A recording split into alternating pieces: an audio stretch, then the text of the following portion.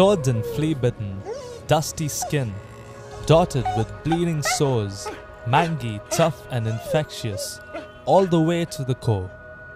Savaging food from bins and rubbish as much as they possibly can, and living a life of violence and hunger in their short 15-year span.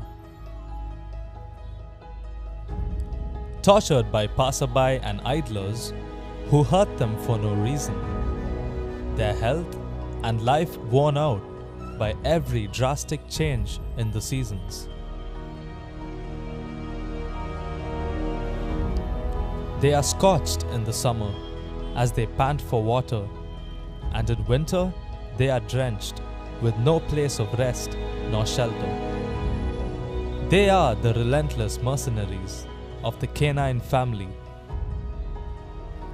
and you can see them taunting and snarling at their pampered brothers in jealousy.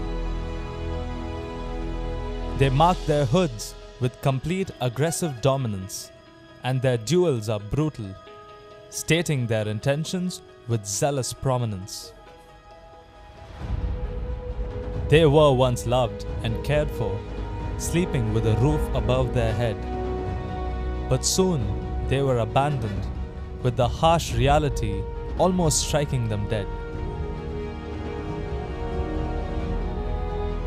Yet they have survived and have thrived with high audacity, living each day with only the bare necessities. To be marauding, vicious beasts, they are just friends who need a little pat, a hug, or a treat. They may be tough on the outside, but it's the circumstances which molded their crudeness, and we can change them for the good with time, love, and kindness.